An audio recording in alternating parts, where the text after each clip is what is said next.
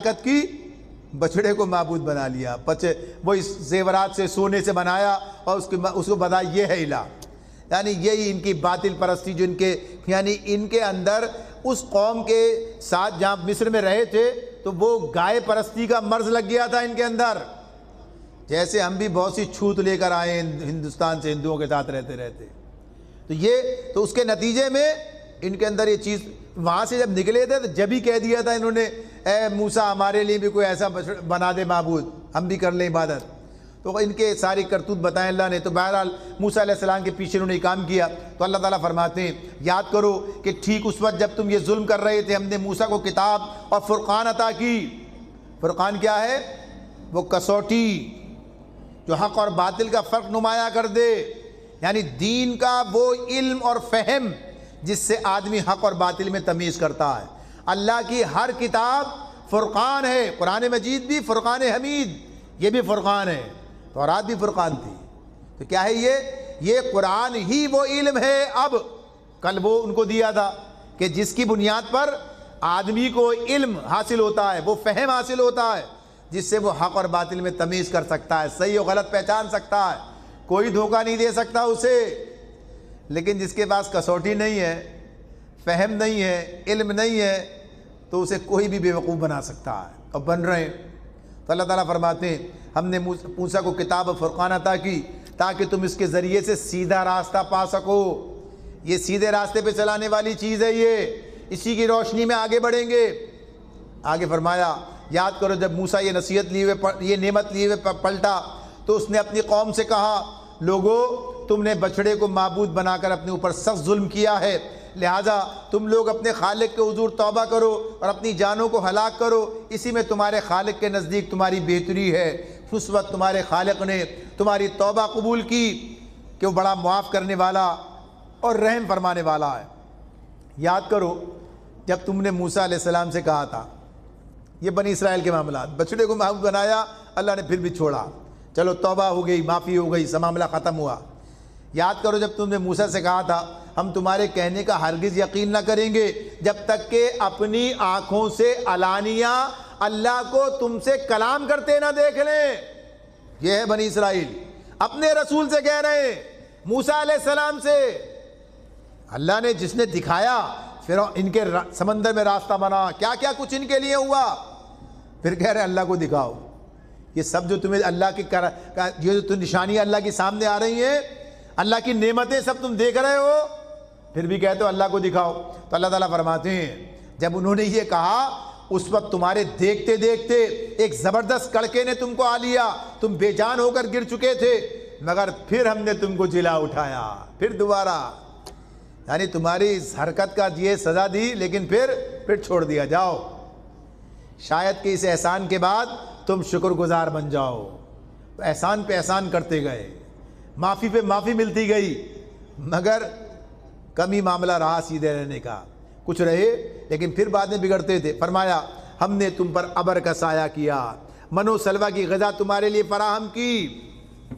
یعنی جب آئے تھے مصر سے نکل گئے, اب صحرا میں ہیں, نہ کوئی سر چھپانے کی جگہ ہے, نہ کوئی کھانے پینے کا انتظام ہے. لاکھوں کی تعداد میں, لاکھوں نکلے تھے, اتنی بڑی تعداد میں, تو اللہ نے سایہ, ابر کا سایہ کر دیا. اگر یہ نہ ہوتا تو دھوپ سے ہی مر جاتے. صحرا کی گرمی, صحرا میں دھوپ, کوئی سایہ نہیں ہے, کوئی انتظام. اللہ نے ابر اتنے عرصے تک, اور پھر کیا ہے کھانے کے لیے من و سلوہ, کہتے ہیں نا آج بھی ہم من و سلوہ, ایک گویا ضرب المثل بن گئی. تو یہ جو اللہ نے کیا کہا, من دھنیے کے بیج جیسی چیز تھی, رات کو اوس کی طرح سے یہ برستی اور جم جاتی, اسے اٹھاتے پھر پیس کے آٹے کی طرح استعمال کرتے. اور سلوہ بٹیر کے قسم کے پرندے تھے, بڑی تعداد میں آتے اور یہ انہیں پکڑتے اور ذبح کرتے اور کھاتے. یعنی یہ غذا اللہ نے تو سالہ, یعنی اتنے عرصے تک ان کے لیے اللہ نے پورے لوگوں کے لیے بندوبست کر کے رکھا. تو کھلانے پلانے والا تو وہی ہے, اس کے بغیر بھی کر سکتا ہے, لیکن اس نے یہ بندوبست کیا.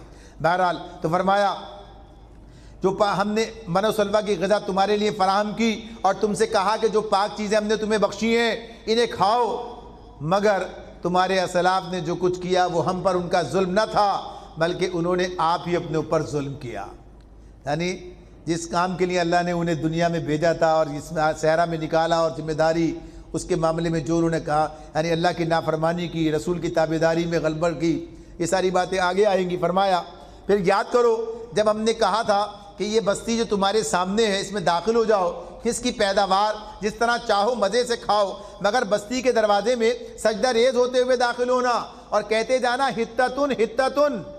حتہ کیا ہے؟ یہ اس کا مطلب ہے معافی مانگنا، یا تو اپنی خطاؤں سے معافی مانگنا یا دوسروں کے لیے معافی کا اعلان کرتے جانا۔ فتح کیا ہے نا، کوئی بستی تو اس لیے لوگوں میں معافی کا اعلان کرتے ہوئے جانا یا اپنی خطاؤں سے معافی مانگتے ہوئے جانا، تو یہ بات ہو رہی ہے۔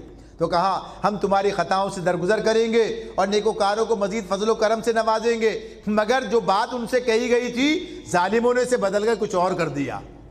آخر کار ہم نے ظلم کرنے والوں پر آسمان سے عذاب نازل کیا، یہ سزا تھی ان نافرمانیوں کی جو وہ کر رہے تھے۔ یہ بنی اسرائیل ہے، یہ آج کے یہودی، یہ انہی کی نسل سے، سہونی بلکہ۔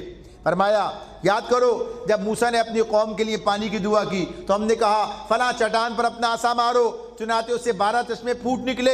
ہر قبیلے نے جان لیا کہ کون سی جگہ اس کے پانی لینے کی ہے۔ 12 قبیلے تھے، 12 اللہ تعالیٰ نے ان کے لیے یہ گویا چشمے جاری کر دیے۔ فرما دیا اس وقت یہ ہدایت کر دی گئی تھی کہ اللہ کا دیا ہوا رزق کھاؤ اور پیو اور زمین میں فساد نہ پھیلاتے پھرو، یعنی اللہ کے احکامات اور ہدایات پر عمل کرو۔ فرمایا یاد کرو جب تم نے کہا تھا کہ اے موسیٰ ہم ایک ہی طرح کے کھانے پر صبر نہیں کر سکتے، اپنے رب سے دعا کرو کہ ہمارے لیے زمین کی پیداوار، ساگ، ترکاری، کھیرا، ککڑی، گیہوں، لہسن، پیاز، دال وغیرہ پیدا کرے۔ موسیٰ علیہ السلام نے کہا کیا ایک بہتر چیز کے بجائے تم ادنا درجے کی چیزیں لینا چاہتے ہو؟ یہاں بہتر اور ادنا سے کیا مراد ہے؟ یہ چیزیں کتنا اچھا کھانا ہے یہ مراد نہیں ہے۔ تم کیا چیزیں مانگ رہے ہو؟ تم یہ لذت کام و دہن، تم صرف یہ مزے ان چیزوں کے چکر میں پڑ گئے۔ تمہیں کس لیے میدان میں لایا گیا؟ تمہیں دنیا کی امامت کے لیے تیار کیا جا رہا ہے، اس راستے پر تم ہو، اور تم یہ دنیا پرستی میں کھانے کے مزے، یہ لذتیں، یہ کھانے کے لیے نہیں جینا، جینے کے لیے کھانا ہے۔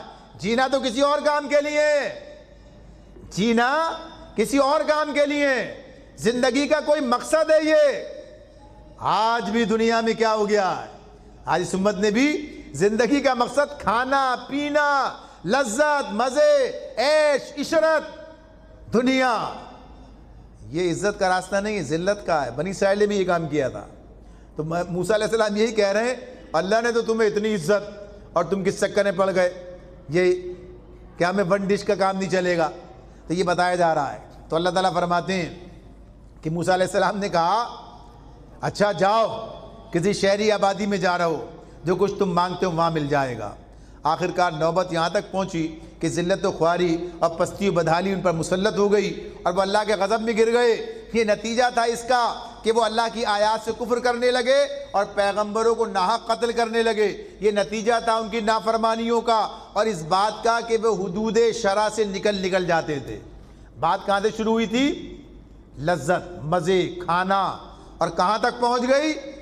شریعت کی نافرمانی، اس کی پابندی سے نکلنا، اور یہاں تک کہ قتل و غارت گری، انبیاء تک کو قتل کر دینا۔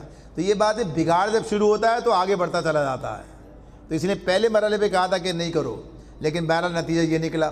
پھر فرمایا یقین جانو کہ نبی عربی کو ماننے والے ہوں یا یہودی، عیسائی ہوں یا سابی، جو بھی اللہ اور روز آخر پر ایمان لائے گا اور نیک عمل کرے گا، اس کا اجر اس کے رب کے پاس ہے اور اس کے لیے کسی خوف اور رنج کا موقع نہیں ہے۔ یہاں کیا بات ہو رہی ہے؟ ان کا آگے آئے گا اسی پارے کے اندر۔ ابھی آپ نے سماعت کیا تھا کہ کہتے تھے کوئی جنت میں نہیں جائے گا، یہودیوں کے خیال میں یہودی، عیسائیوں کے خیال میں عیسائی۔ تو بتایا جا رہا ہے یہ سب کچھ نہیں ہے، ناموں میں نہیں رکھا ہے۔ جو اللہ اور آخرت کو مانے گا تو نام لے لے کے کہا، تو مطلب یہ ہے کہ اللہ اور آخرت کو ماننے کا جب جو اس زمانے میں وہ رسول تھے اس کا کام تھا، آج محمد رسول اللہ صلی اللہ علیہ وسلم پر ایمان لانا پڑے گا، اس قرآن پر ایمان لانا پڑے گا۔ یہ ہے اللہ کو ماننے کا مطلب، یہ تفصیل آگے آئے گی۔